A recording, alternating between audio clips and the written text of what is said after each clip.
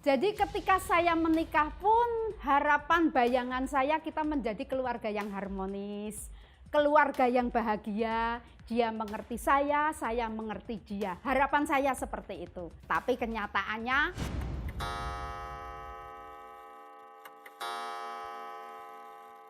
menginjak 2 tahun, dia kembali kepada dunianya, semaunya dia.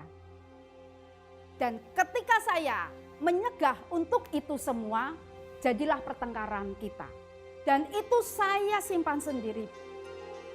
Harapan-harapan yang saya pikirkan sama sekali satu pun nggak terjadi. Dia pulang semaunya sendiri, ngasih uang semaunya sendiri, hampir tidak pernah peduli apa dan bagaimana saya. Sampai saya ngomong sama Tuhan, Tuhan, kalau dulu memang dia bukan jodohku, kenapa waktu itu Tuhan nggak gagalkan ketika kami menikah? Kenapa Tuhan biarkan saja kami menikah? Kalau memang ini bukan rencana Allah, pertanyaan saya waktu itu sama Tuhan. Kenapa seperti ini? Kenapa Tuhan biarkan saya mengalami seperti ini?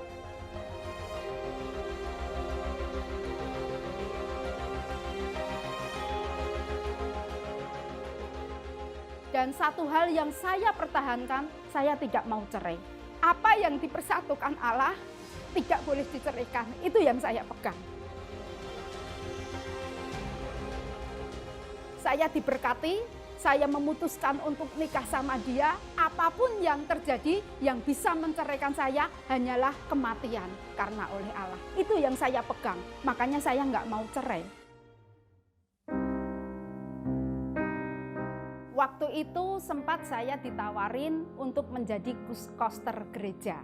Saya boleh tinggal di gereja, saya mempersiapkan segala peralatan ibadah. Nah, pikiran saya waktu itu, kalau saya tinggal di gereja, otomatis akan banyak persekutuan, akan sering kebaktian. Saya tawarkan sama suamiku. Suamiku oke-oke saja. Ya udah, kalau kamu mau silahkan. Jadi tinggallah kita di gereja.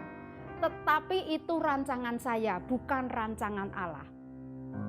Bukannya dia menjadi bertobat, tetapi sebaliknya. Hidupnya semakin parah sekali. Ya memang banyak nasihat, terutama waktu itu Ibu Gembala dan Bapak Gembala yang menasehati saya, yang memberi masukan. Kamu punya lutut, pakai lututmu. Kamu punya tangan, pakai tanganmu. Jangan pakai pikiranmu. Layani suami dalam keadaan apapun, sekalipun itu berat, dan memang berat.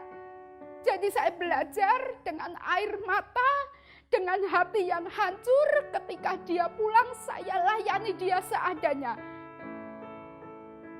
Mau dia keadaan baik, mau dia keadaan mabuk, mau dia bawa uang, tidak bawa uang.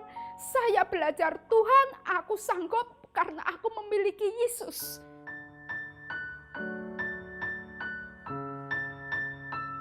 Dan ketika tidur, saya selalu tumpang tangan. Saya percaya di dalam nama Yesus. Hati menjadi milik Allah, hidupnya Tuhan rebut menjadi milik Allah. Waktunya kapan saya nggak mau mengira-ngira, itu semua terserah Tuhan. Dan saya pegang iman saya itu.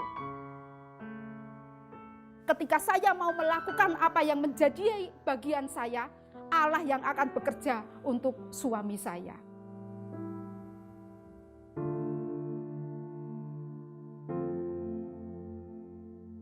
Setelah 13 tahun menjadi koster, ada sesuatu hal, kami pindah ke Solo, ke Seragen tepatnya.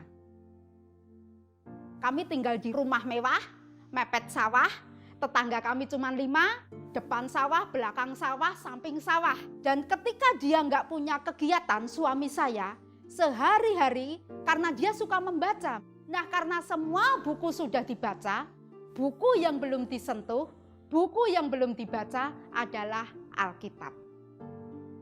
Jadi mungkin waktu itu dia iseng baca Alkitab. Tapi dari situlah, di tempat yang sunyi, di tempat yang di luar akal manusia, di tempat yang seakan-akan mana ada Yesus di situ. Tapi disitulah suamiku ketemu Yesus, disentuh Yesus, dan menjadi ngeklik dan percaya kepada Yesus ketika dia sering membaca Alkitab. Saya ya termasuk keluarga yang ditinggalkan bapak juga, artinya orang tua bercerai. Jadi pengertian-pengertian untuk nasihat, untuk kebaikan itu mungkin tidak mengena sama kehidupan saya dari sejak kecil. Saya besar dengan teman-teman satu lingkungan. Ya teman-teman ya suka mabok, ya ikut mabok bareng di situ. Yang teman-teman lakukan, saya juga ikut.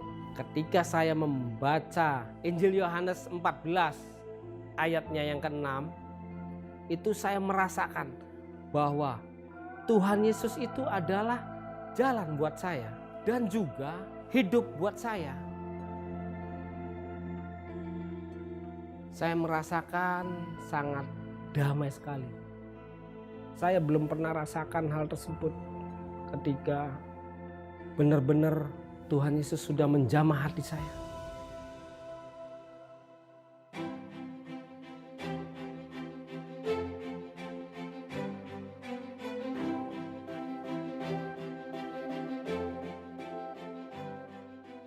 Ketika semuanya terjadi seperti itu di tengah-tengah keluarga, saya ini merasa pernikahan saya itu hari ini, bukan 13 tahun yang lalu.